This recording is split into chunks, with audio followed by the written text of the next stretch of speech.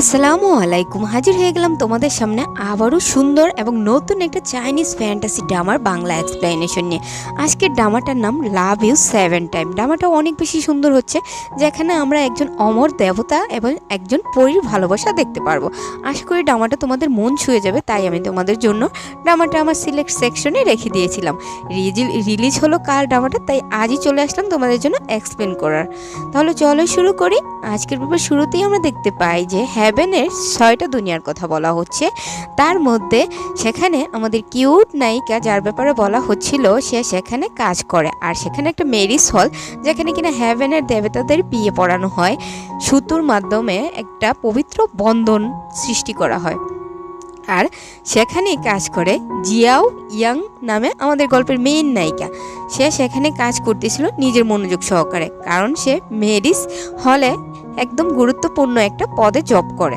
তো তারপর সে তার যে কাজগুলো ছিল সেগুলো করার সময় তার সাথের একজন এসে বলতেছে যে রেড গ্র্যান্ড মাস্টার কান্না করতেছে, তুমি প্লিজ আমার সাথে চলো। তখন বলে তুমি চলো আমার সাথে। তখন তারা রেড গ্র্যান্ড মাস্টারের কাছে চলে যায়। জিজ্ঞেস করে, রেড গ্র্যান্ড মাস্টার আপনি কিসের জন্য কান্না করতেছেন? তখন সে বলে, ভীষণ একটা বিপর্যয় আসতে চলেছে। মহারাজ আমাদের একটা কাজ দিয়েছে, যদি আমরা সেটা কমপ্লিট না করতে পারি তাহলে মহারাজ আমাদের পুরো ম্যারিজ হলটাকে ভেঙে ফেলবে। বলে এটা কি করে হতে পারে? বলে ইমোর্টাল চু কংকে বিয়ে পড়াতে হবে। তখন বলে এই ইমোর্টাল চু কংটাকে? তখন বলে 30,000 বছর পূর্বে ইমোর্টাল চু কং শয়তান রাজা ক্যাংচাইকে মেরে ফেলেছিল। আর ক্যাংচাইকে মেরে সে সিল করে নিজেও অসুস্থ হয়ে গিয়েছিল। 30,000 বছর যাবৎ সে অসুস্থ রয়েছে।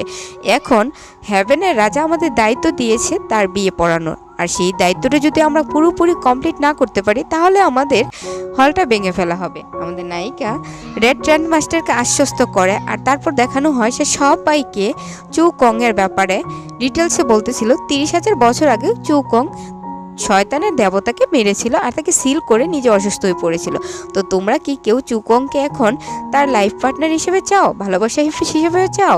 তখন তারা চুকংয়ের ছবি দেখতে চায়। তখন আমাদের কিউট নায়িকা জু ইয়াং চুকংয়ের ছবি দেখাতে চায়, কিন্তু সে একটা বয়স্ক মানুষের ছবি দেখিয়ে ফেলে। তখন বলে আরে না না, এটা নয় এটা নয়। তারপর সে চুকংয়ের ছবি দেখায়। চুকং তো অনেক বেশি হ্যান্ডসাম ছিল।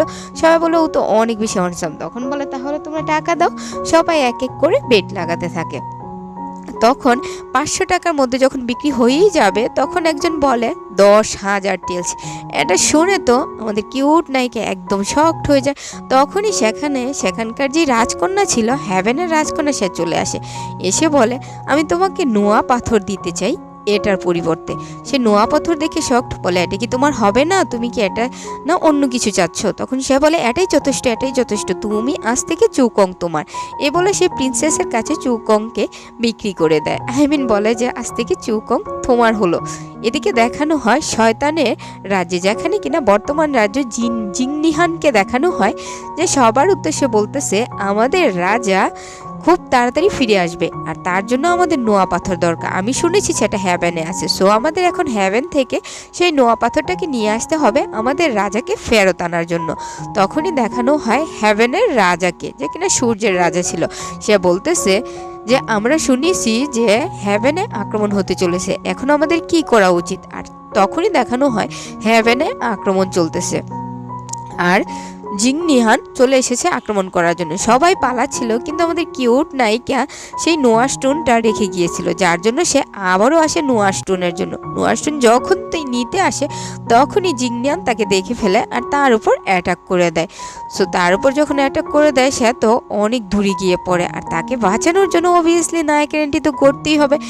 ঠিক সেটাই হয়, আমাদের কিউট নায়ক সেখানে চলে আসে আর একদম সে ফাইট করে শুরু করে দেয় জিংনিহানের সাথে। আমাদের নায়িকা তাকে দেখে টোটালি শকড, কারণ চুকংই ছিল আমাদের গল্পের মেন নায়ক। আর চুকং তাকে সেখান থেকে একদম ঘাড়ে করে টেনে নিয়ে তারপর উড়ে চলে যায়, একদম এক জায়গায় ফেলে দেয়।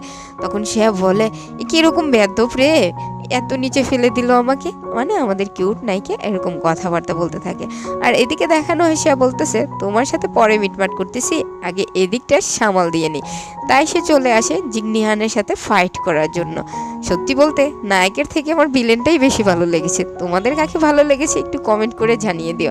তো দুজনের জবরদস্ত ফাইটিং হতে থাকে, কারণ তারা সেই নোয়া পাথরের মাধ্যমে চুকং যে শয়তান রাজাকে বন্দি করেছিল সেই শয়তান রাজাকে ফিরিয়ে আনতে চায়, যার নাম গ্যাংচাই। তো তারপর দেখানো হয় ফাইট চলতেছিল, আর এদিকে ফাইটিংয়ের এক পর্যায়ে সে হেরে যায়, আর তার কাছ থেকে মানে আমাদের নায়িকার কাছ থেকে সে সেই নোয়া স্টোনটাও নিয়ে নেয়। জিংনিহান নোয়া স্টোনটা নিয়ে সেখান থেকে যখনই যাচ্ছিল তখনই তার উপর অ্যাটাক করে দেয় আমাদের কিউট নায়ক চুকং, আর দুজনের মধ্যে জবরদস্ত ফাইটিং চলতে থাকে। তো ফাইটিং হলে লাভ হবে কি, সে তো স্টোনটা নিয়ে সেখান থেকে চলে যায়, যেটার জন্য সে এখানে এসেছিল সেটা তো তার সাকসেসফুলি কাজ হয়ে যায় আর কি। এদিকে চুকং রেগে মেগে আমাদের নায়িকার দিকে তাকিয়ে থাকে। যাই হোক, এদিকে হ্যাভেনে দেখানো হয় সবাই বলতেছে ক্যাংহাই খুব তাড়াতাড়ি ফিরে আসবে, 1000 বছরের ভিতরেই ক্যাংহাই ফিরে আসবে, যেহেতু তারা নোয়া স্টোন পেয়ে গেছে। এখন আমাদের হ্যাভেনকে কে রক্ষা করবে, আর 6 দুনিয়াই বা কে রক্ষা করবে? তখন দেখানো হয় সে বলতেছে চুকং তো অসুস্থ, ও তো পারবে না। তখনই চুকং সেখানে চলে আসে আর এসে বলে আমি তোমাদের হেল্প করব, তোমাদের কারোই বিষয়টা নিয়ে চিন্তা করতে হবে না। তখন সেখান থেকে সবাই চলে যায়, রাজা চলে আসে চুকং এর সাথে, আর সে চুকংকে বলে দেখো তুমি সব ধরনের অ্যাপ্লাই করেছো নিজের উপর, কিন্তু এখনো পর্যন্ত কাউকে ভালোবাসেনি। আমার মনে হয় তোমার এখন কাউকে ভালোবাসা উচিত, আর তোমার লাইফ পার্টনার বেছে নেওয়া উচিত, কারণ তুমি এই জিনিসটা থেকে সবসময় নিজেকে বিরত রেখেছো। নেক্সট সিনে দেখানো হয় আমাদের কিউট নায়িকা তার ফ্রেন্ডের সাথে কথা বলতেছিল। সে জানতে পারে চুকংই সেই যে তাকে বাঁচিয়েছে, যুদ্ধ হয়েছে। সে তো টোটালি শকড, আর বলে যে খুব তাড়াতাড়ি দুজনের বিয়ে পড়াতে হবে, আর যদি এটা না করে তাহলে তাদের যে ম্যারেজ হলটা আছে এটা ভেঙে ফেলা হবে।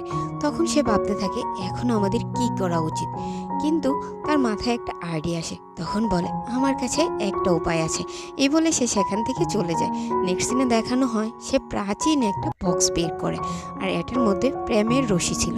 তখন তার ফ্রেন্ড সেখানে চলে আসে, এসে বলে দাও তো আমাকে, আমি এটা খুলে দেখি এটা কি কাজে আসতে পারে, আমাকে আগে দাও আমি টেস্ট করে দেখি। এই বলে সে তার কাছ থেকে এটা ছিনিয়ে নেয়, কিন্তু সে যখনই এটা খুলে তখনই তার উপর এই রশিটা অ্যাটাক করে দেয়। সে এটা নিজের হাতে লাগাতে পারে না, কিন্তু আমাদের কিউট নায়িকা যখন এটা খুলে তখন তার চারিদিকে এটা ঘুরতে থাকে, তার উপর এটা কোনো প্রভাবই ফেলে না। নেক্সট টাইমে দেখানো হয় সে চলে আসে চুকং এর সাথে দেখা করার জন্য, কিন্তু চুকং তখন রেস্ট নিচ্ছিল। সে তার কাছে চলে আসে, চলে এসে সে যখন তার কাছাকাছি চলে যায় তখন বলে ওকে আমার দেখার কোনো ব্যাপার নয়, কিন্তু বলে ও তো আমার জীবন বাঁচিয়েছে। তখন সে তার কাছাকাছি যেতে থাকে আর বলে ও এত বেশি হ্যান্ডসাম, মানে সে যখন বক্সটা খুলতেই যাবে তখন সে তাকে দেখতে থাকে আর বলে ও কত বেশি হ্যান্ডসাম, ওকে ও অনেক বেশি সুন্দর লাগতেছে, আমার ভাবনার থেকেও বেশি সুন্দর।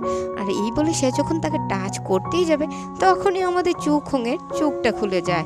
তো তারা দেখে আমাদের নায়িকা অনেকটা ভয় পেয়ে যায়, বলে তুমি কি করতেছিলে এখানে? তখন সে বলে কিছু না কিছু না। তখন বলে তুমি ম্যাচ মেকার তাই না? তখন সে বলে যে হ্যাঁ আমি ম্যাচ মেকার। তখন সে বলে তুমি এখানে কিসের জন্য এসেছো? সে বলে আপনি আমার জীবন বাঁচিয়েছেন তাই এটা রিপ্লে করতে এসেছি। তখন বলে সত্যি করে বলো। তখন সে বলে আমি চাচ্ছি আপনার জীবনে কাউকে আনার জন্য। তখন সে বলে এখন তো তুমি এটা করতে পারবে না, যদি করো তাহলে তো তোমার ম্যারেজ হলের উপর বিপদ আসতে পারে। তুমি আমার বিয়ে কখনোই পড়াতে পারবে না। আর আমি শুনেছি তুমি নাকি প্রিন্সেসের কাছে আমাকে বিক্রি করে দিয়েছো আমার ভালোবাসা। তখন তো সে আর ভয় পেয়ে যায়। তো সে বলে তুমি যদি এটা করো তাহলে তোমার বিপদ হতে পারে। সে তার কানে কানে গিয়ে বলে শুনে রেখো, যদি আমার বিয়ে পড়ানো নিয়ে কোনো কথাবার্তা বলো তাহলে আমি তোমাদের পুরো ম্যারেজ হলটাই ভেঙে দেব। আর সে যখন সেখান থেকে চলে যাচ্ছিল তখন সে তার হাতটা ধরে ফেলে, যার ফলে সেই পুরনো বক্সটা খুলে যায়, আর সেখান থেকে প্রেমের রশি বের হয়ে চুকং আর ইয়াং এর হাতে বেঁধে যায়, অটোমেটিকলি সেট হয়ে যায়। সে ভাবে যে এটা কি হতে পারে, তখন সে তার তলোয়ার বের করে নেয়। জিয়াং ভয় পেয়ে যায়, বলে আপনি কি আমাকে মারার জন্য এটা এনেছেন, আমার হাতটা প্লিজ কাটবেন না। এ বলে সে প্রচণ্ড পরিমাণ ভয় পেয়ে সেখান থেকে পালাতে থাকে, কারণ সে ভেবেছিল হয়তো চুকং তার হাতটা কেটে ফেলবে সেই প্রেমের রশিটা তার হাত থেকে খোলার জন্য, কারণ তার কাছে উপায় চেয়েছিল, কিন্তু সে কোনো উপায়ই জানে না। আর সে সেখান থেকে উড়ে এমন একটা জায়গায় চলে আসে যেখানে কিনা মানুষের দুনিয়াতে যাবার রাস্তা ছিল। আর সে বলে আপনি যদি আমার পিছু না ছাড়েন তাহলে আমি এখান থেকে লাফ দিয়ে নিচে পড়ে যাব। সে বলে দিতেই পারো, যাও দাও লাফ দাও। তখন সে বলে আমি কিন্তু সত্যি লাফ দিব, বলে দাও না, কিন্তু বলে যে দুজনের মধ্যে বোঝাপড়া করা উচিত। তখনই সে নিচে পড়ে যায়, আর সে তার হাতে যেহেতু প্রেমের রশি ছিল, তার সাথে সাথে চুকংও নিচে পড়ে যায়, দুজনই চলে যায় মানুষের দুনিয়াতে। আর আমাদের কিউট নায়িকা ভাবে আমি তো বেঁচেই গেলাম, কিন্তু দেখতে পাই সে তো বেঁচে গেছে ঠিকই, কিন্তু মানুষের অবতারে নয়, সে একটা কিউট বাঘের রূপ নিয়েছে। বলে এটা কি হলো, আমি এটা কি হয়ে গেলাম, হি আল্লাহ, এটা কি হলো আমার সাথে। সে টোটালি শকড হয়ে যায়, কিন্তু তার সামনেই সে দেখতে পায় কুৎসিত কদাকার একটা পানি দাঁড়িয়ে আছে। তাকে দেখে তো সে হাসতে থাকে আর বলে যে আপনিই সেই মহান অমর চুকং, আপনাকে দেখে কতটা কুৎসিত লাগতেছে। আচ্ছা, আমি এই বিষয়টা কাউকে বলবো না, হ্যাভেনের কাউকে বলবো না। তখন বলে আমি তোমার সমস্ত স্মৃতিই মুছে দিচ্ছি। কিন্তু যখন সে স্মৃতি মুছতে যায়, তখন সে বুঝতে পারে সে তো তার পাওয়ারের ভিতরেই নেই। তখন তার অনেক বেশি রাগ হয় আর ভাবতে থাকে আমি আবার হ্যাভেনে কীভাবে ফিরে যেতে পারি। এ বলে সে সামনের দিকে এগিয়ে যেতে থাকে। তখনই সেখানে কিছু শিকারী চলে আসে। শিকারীরা তাদের দুজনকে মেরে ফেলতে চায়, কারণ শিকারীর তো কাজ দিয়ে শিকার করা। তারা দুজন যখন ঘুমাচ্ছিল, তখন তাদের উপর অ্যাটাক করে দেয় শিকারি। কিন্তু আমাদের কিউট নায়িকা বাঁচাতে আসে চুকংকে, আর সে তাকে বাঁচাতে গিয়ে তার মাথায় একটা পাথরের আঘাত লেগে যায়, আর সে সেখানেই পড়ে যায়। একটু পরে দেখানো হয় যে চুকংয়ের উপর অ্যাটাক করে দেয় শিকারিগুলো, আর চুকংও সেখানে মারা যায়। আর আজকের এপিসোডটা এখানেই শেষ হয়ে যায়। কেমন লাগলো আজকের গল্প অবশ্যই কমেন্ট করে জানিয়ে দেবে। ভালো লাগলে একটা লাইক করে দিও, চ্যানেল নতুন হয়ে থাকলে চ্যানেলটা সাবস্ক্রাইব করে দেবে। দেখা হচ্ছে পরবর্তী ভিডিও। আল্লাহ হাফেজ।